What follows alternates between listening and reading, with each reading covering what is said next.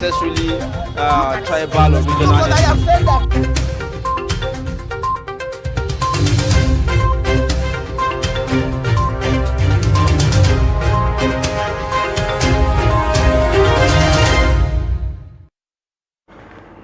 All right, welcome back and thank you for staying with us. It's now time for newspaper review, and we'll start by taking the headlines on the front page of Daily Trust newspaper.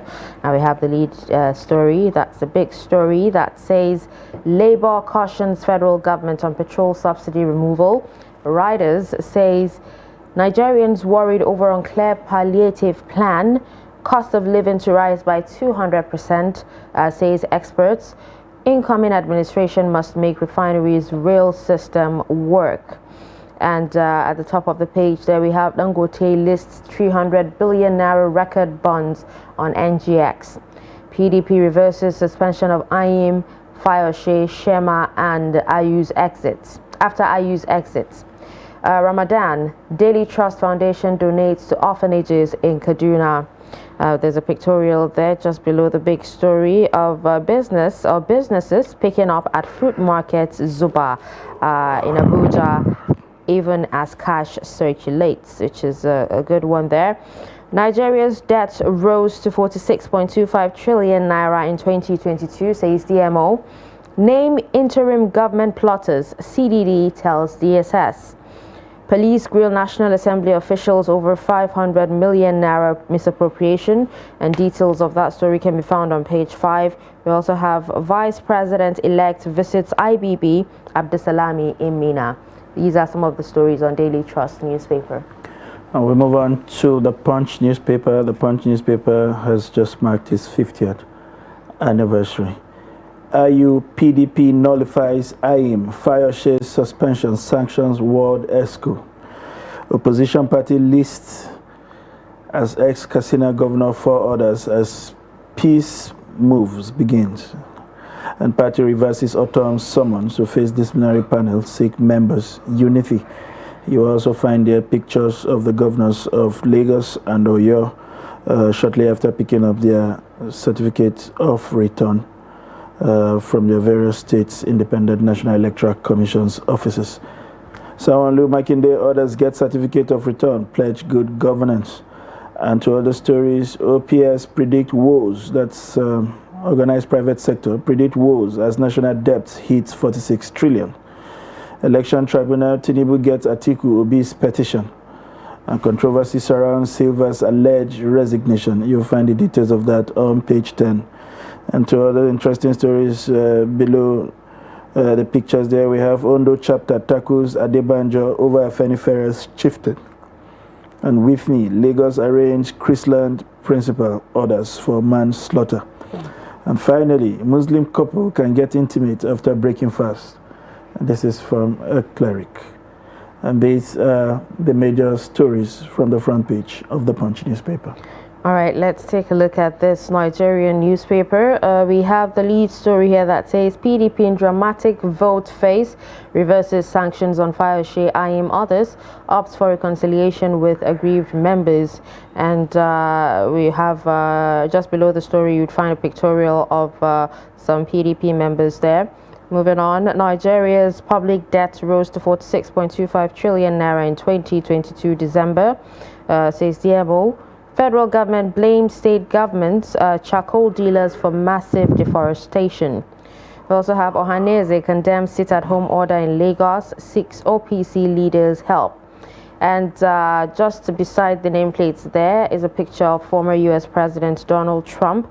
The story there says U.S. jury indicts Trump. And these are some of the stories on this Nigeria. And moving on to the Nation newspaper this morning, Sage, Agbakuba, Falana, interim government unknown to law. Legal giants seek trial of plotters. Lalong interim government scammers, daydreaming. Of course, to other stories, public debt now 45 trillion, says DMO. China declined to give 22 billion loan, won't affect federal government. CCB begins probe of Keamo's anti-graft petition against Tinubu. To other story, APC US condemn anti-Tinubu protest. UBA delivers 201 billion full year profit. First Bank, OK's name change, UK Africa, name change of its UK Africa subsidiaries. These are the major stories on the front page of the Nation newspaper. All right, let's take a look at this day newspaper. Donald Trump indicted by Manhattan grand jury may face over 30 counts of business-related fraud. And we have writers that says former U.S. president fires back, says it's witch hunt that will backfire massively on Joe Biden. And we also have just above the story, PDP NWC reverses IU's decision. This is the story on most of the newspapers. And I think we've actually taken most of the stories on front page of this day newspaper. So let's move on. That's right. We move on to the Guardian newspaper. Obedient protest in the U.S. LP distances itself from interim government plot. With several riders there, APC kick as U.S. approves White House park for anti-Tinubu rally. Lalong interim government advocates are daydreamers. Name arrest those behind plot. IPAC chairman Abakoba charged DSS, and DSS alarm ploy to arrest Atiku Obi before May 29, Frank alleges. Huriwa, nothing wrong using legal means to stop Tinubu's inauguration. Call for interim government treasonable, warns SDP's Adebayo. And Supreme Court dismisses Nwajuba's suit seeking to disqualify Tinubu. SPV saga, CCB invites Kayamo to substantiate allegation against Tinubu. Quite a number of writers there under the major story. And to other stories, aviation workers Barrett Sirika vow to resist demolition of Lagos offices. And government financial institutions orders on alert as attack on biometrics rise. And tech hitches, MA UTME mock exams. These are the major stories on the front page of The Guardian. All right, up next is Business Day newspaper, and from the top of the page there, what to expect as petrol subsidy removal nears. We also have the lead story that says Nigerians' champagne consumption hits 8-year high. That's less than pre-Buhari era. And Nigeria's public debt rises, and why Nigeria needs multiple electricity markets. And these are some of the stories on Business Day. All right, that's the much we have on the papers. We now have joining us in the studio the editor-in-chief, 21st Century Chronicle, or the editor, if you like, 21st Century Chronicle, Malan Nuruddin Abdallah. It's a pleasure to have you join us in the studio. Good morning. And Ramadan Karim to you. Thank you very much. Interesting. We've seen all kinds of story making into the headline today, the various papers sticking with different issues. We'll start with the Daily Trust. Labour, this time, cautioning the federal government not to contemplate removing subsidy without first of all putting palliatives in place, which they, according to them, is the sensible thing to do. The government, you will recall, mentioned a couple of days ago that they are hoping to remove subsidy before May 29. However, palliative conversation around palliative, they are handing over to the incoming government. What do you make of the position of Labour on this issue? So I think the time, we postponed the doom when the president assented to the PIA last year, you remember, there are clear provisions that the petroleum sector will be fully deregulated. Government will hands off any form of subsidy or interference. But because of the president was reminded that, the ruling party is going to national elections, that was why they postponed it. But the time has come now. And for Labour, I don't know what type of palliative are they talking about. Is it the Jonathan era palliative, those buses? Or which type of palliative are we talking about? Or is it salary increment? I saw the minister talking about salary increment. But even that, they have handed over to the next government as well. Yeah. You understand? So which should come before the other? Should we start seeing palliative taking root so that the moment you remove something is there to cushion the effect? Or you will throw us under the bus first, where we have been battered, then palliative will come into. What do you think? My problem is with this palliative. What constitutes the palliative we're talking about? Is it the Abacha era palliative like the PTF? Or you're talking about stipends? Is it the 5,000, 2,000? And how many Nigerians will benefit from that if it's... That's what I'm saying. But the Tinubu administration is faced with this devil, if I can put it that way, because he has two options. Spending over 4 trillion on subsidy annually, or taking it up and jacking up the price of gas.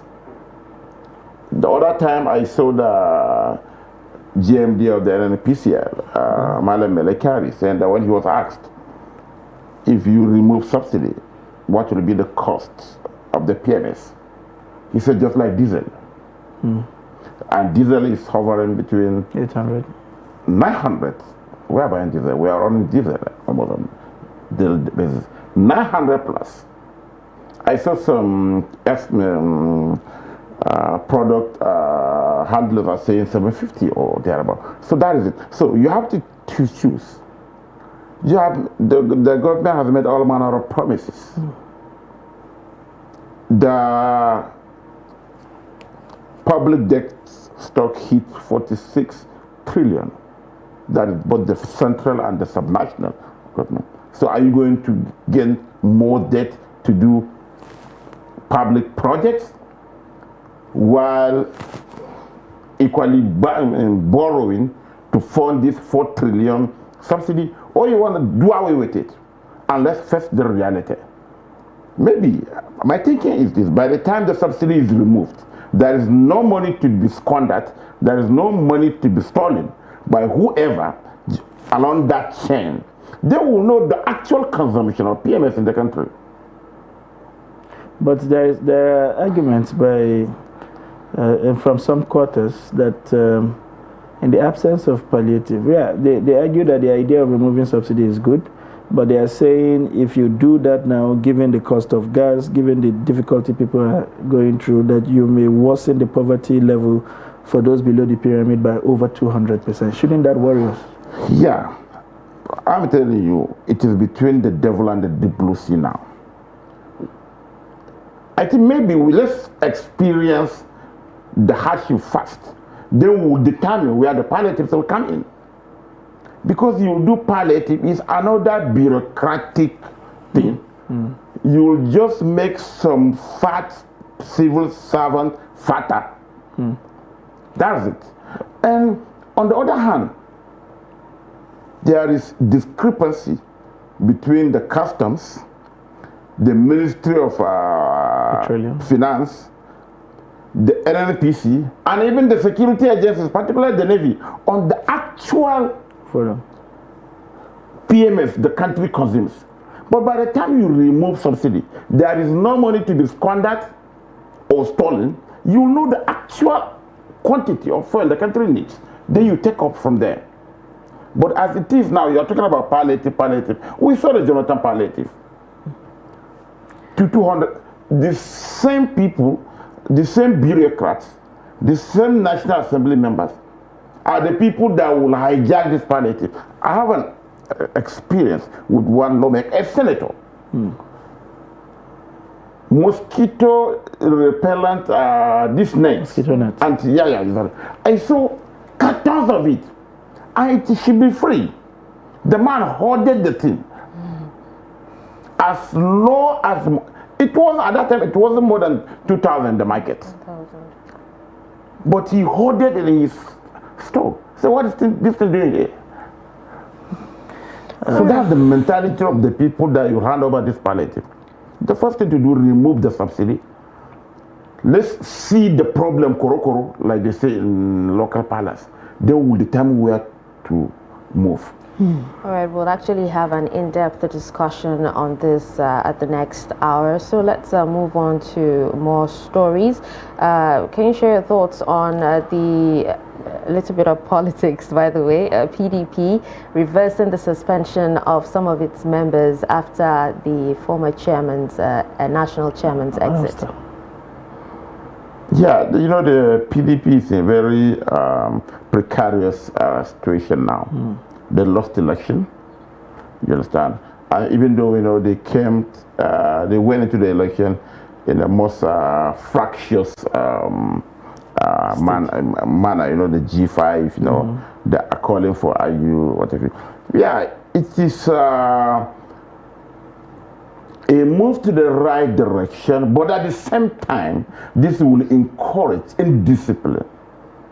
Majority of these people that were suspended, you know, openly undermined the party during the last elections. They should be punished. And again, majority of them are beneficiaries of the party. They came to the limelight through the party. I remember one of them, former governor Shema from Katsina. When he was imposed as governor, as PDP candidate, there is this thing in Katsina that we are saying, Shema, what do they call it? Governor Doli in Hausa. Ana Manna Postanka Ana Kuka. They were saying literally he was imposed, party officials and supporters were posting his posters crying. Before then he was, and now openly because of disagreement, his candidate did not emerge at the primaries. He openly campaigned against the other. He should be suspended. You have to instill party discipline.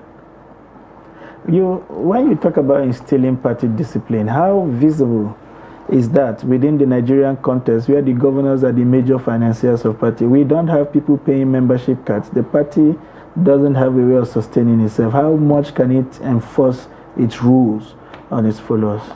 That's another thing. But what I'm saying here is this. Allow things to be chaotic. Allow every party member. He is not a serving governor. That's right. If Wike is doing what he's doing, because in the next couple of months he'll be former governor. That's also his fellowship. Exactly. But there should be party discipline, whatever it is. Because that is the engine room. If you allow people to go, look at it now. In 2013, 5 serving governors left the PDP and joined APC. How many of them are in APC today?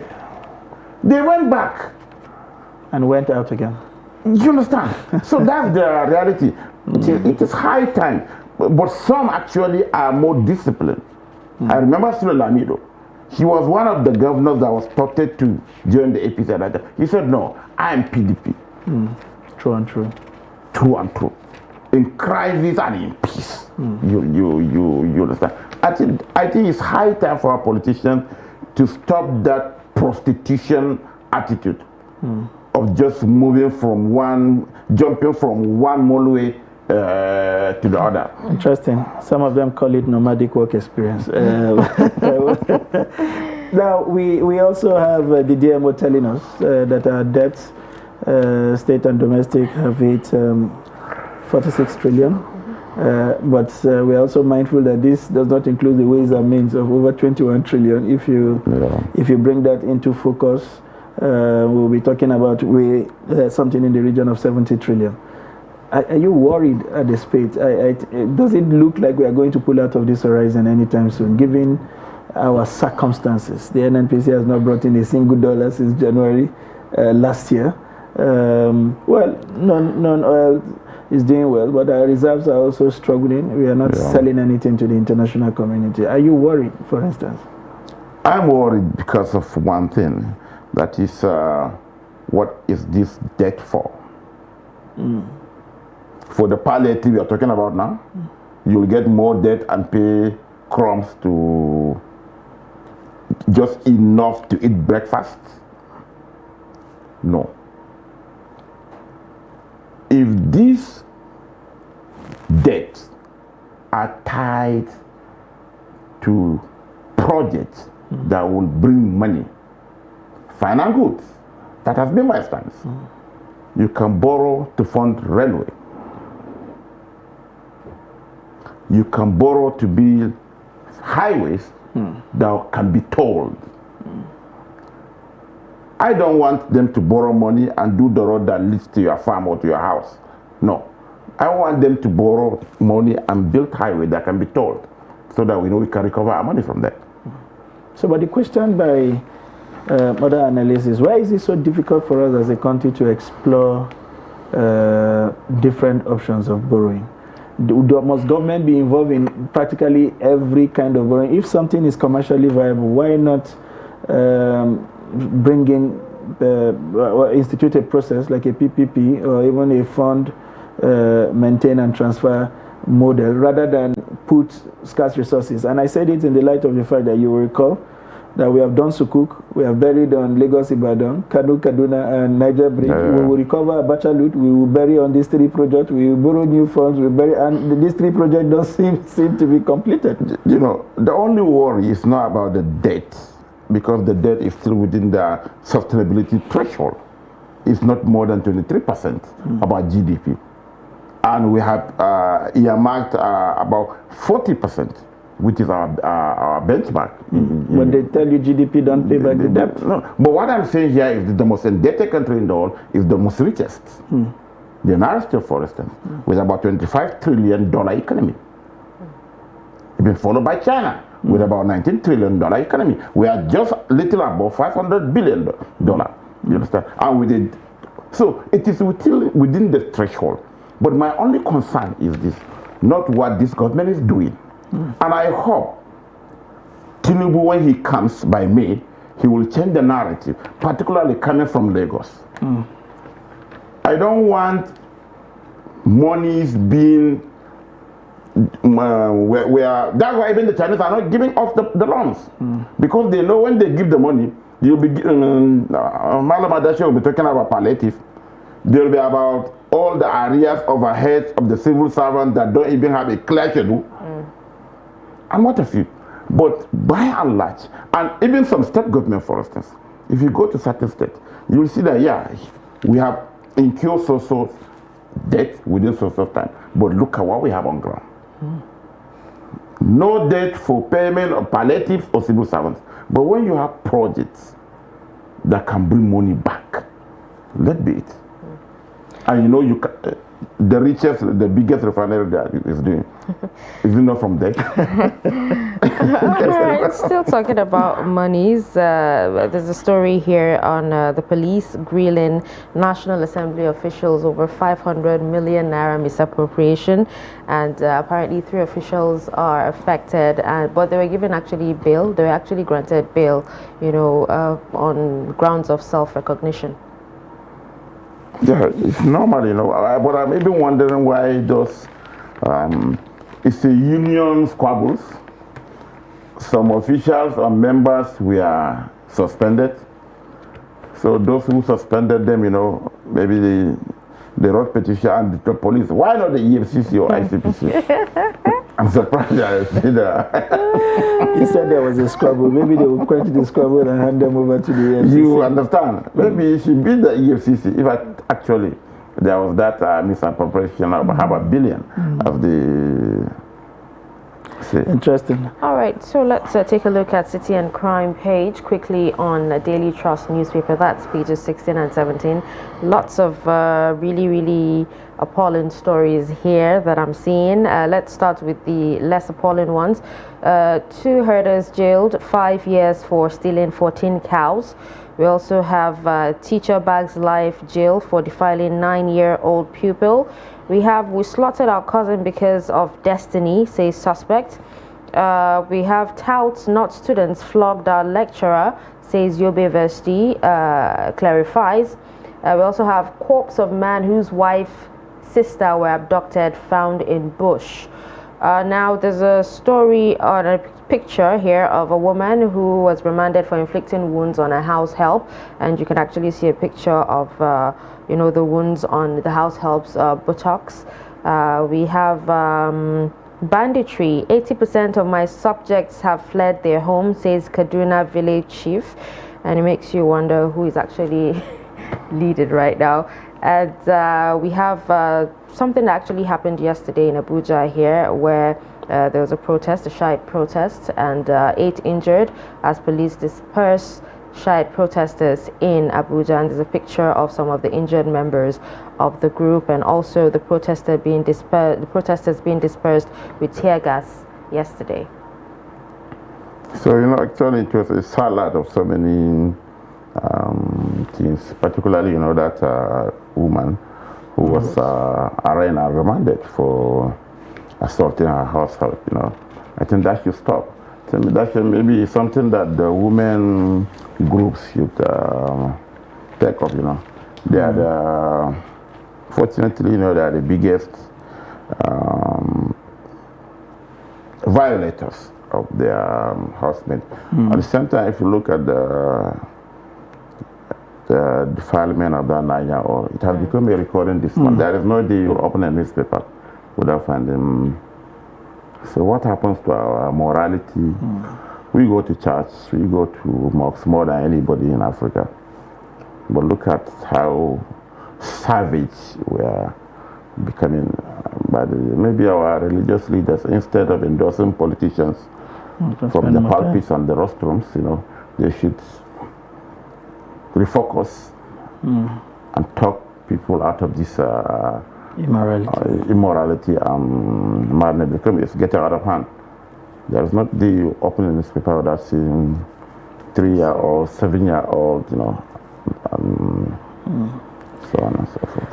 All right, that's the much we can bring to you from the front pages of the newspapers this morning. I hope you have enjoyed the perspective that Nuruddin Abdullah has brought to you with regards to some of the stories that we had time to dive into. Thank you very much again.